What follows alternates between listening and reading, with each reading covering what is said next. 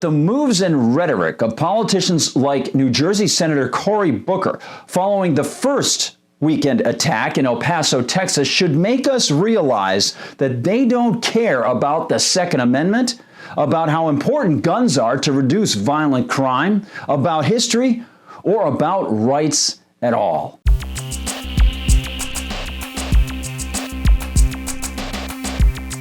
Hi, everyone. I'm Gardner Goldsmith for MRC-TV. And you know, the flood of opportunistic legislative moves and rhetorical grandstanding since El Paso has been so vast, I could join you all for an hour and we barely scratch the surface. But I'd like to concentrate on one man, New Jersey Senator Cory Booker, who mere hours after 22 people were shot dead in El Paso, joined MSNBC's plastic Reverend Sharpton to exploit the killings. The Democrat duet actually didn't start very well. We're talking about people that were out shopping, back to school, no taxes, a shopping day in Texas. What can we really, without guessing or speculating on the motive, what can we say a 21-year-old young man in custody accused of what we clearly know is at least 19 people dead, third mass shooting this week? What is your message? My message, Al? Well, given your own problems not paying the IRS vampire, even as you continually push for bigger U.S. budgets and higher taxes on the so-called rich, that's kind of an inauspicious way to start. But Cory wasn't fazed and offered this. Obviously, we're sending energy and love and support to all those that are involved right now, all those who have been affected, all those folks who have responded. But that's just not enough. It is not enough. Perhaps prayer might be on his list?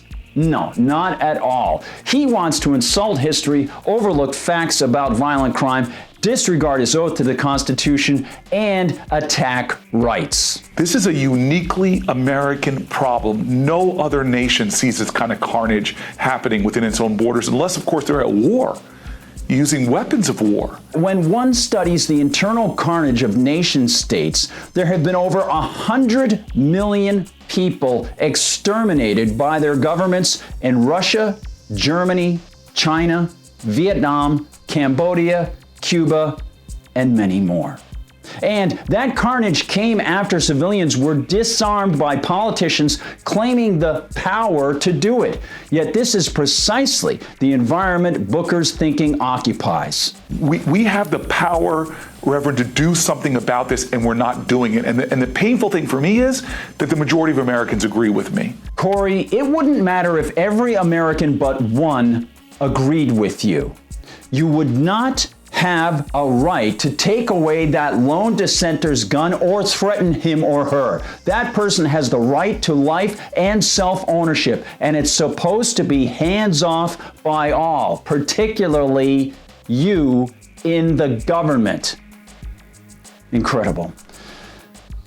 Booker clearly doesn't care about rights or the Constitution, and instead offers more unsupported nonsense and demonizing. We have evidence-based measures that we could be doing, but they're being frustrated by spineless politicians and folks who are doing the bidding of the corporate gun lobby and the NRA. Is it spineless to stand up for an inherent individual right, Senator Booker? Or is it spineless to kneel before the power of the state, power that you want to wield to destroy individual rights?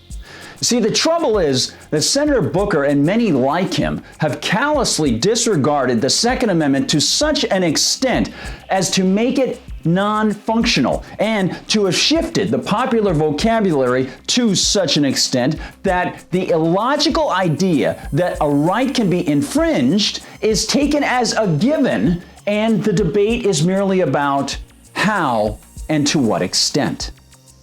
And of course, should you stand in Booker's way, you're the bad guy. We have the power to do it, and doing nothing, you are complicit in the kind of carnage we're seeing in our country these days. Which is, of course, defamatory, a form of both slander and libel. Booker is labeling you and me and anyone who believes in leaving our neighbors free to exercise their right to self-defense as complicit in mass murder. If he were to single you and me out by name, well, then he would be on very shaky legal ground. What is allowing this level of carnage to continue is the inaction of good people. Those would be the good people that he just mentioned were complicit in mass slaughter. Now, he's ready to wrap it all up. And with that, he trots out the old collectivist lingo as he sprints towards the finish with Al Sharpton riding hard. It is common sense that we should have gun licensing in this country. Whose common sense?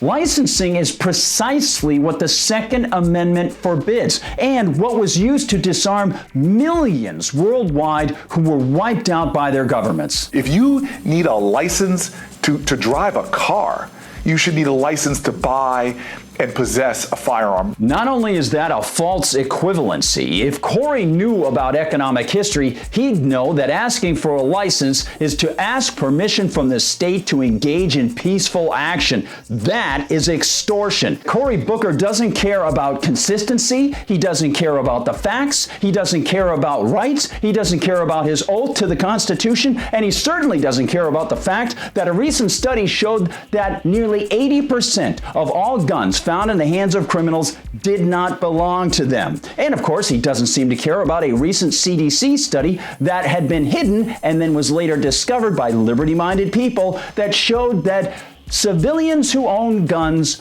are likely to stop crimes 3.6 times more often than they are likely to engage in crimes. He also seems blissfully unaware that the alleged shooter in El Paso used an AK-47, the auto version of which was banned by FDR in the 1934 National Firearms Act, which was revised and expanded in 1986. And Booker certainly doesn't want to chat with Al about his own state, where, yes indeed, after a sweeping gun control measure was passed in 2009, violent crime increased there the next year, and it remained virtually unchanged in 2011, equaling approximately 1 murder, 1 rape, 33 robberies, and 37 aggravated assaults per day. 2012 saw virtually the same numbers as did 2013.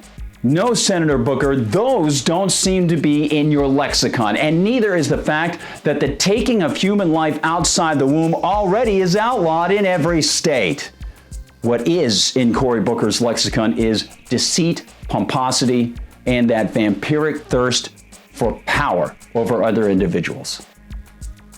But at least vampires have to ask to be let in.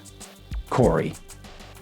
Hey, thank you so much for watching, everyone. Please share this video with friends if you find it worthwhile.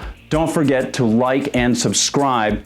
And thank you for being part of a group of people who care about our neighbors' rights.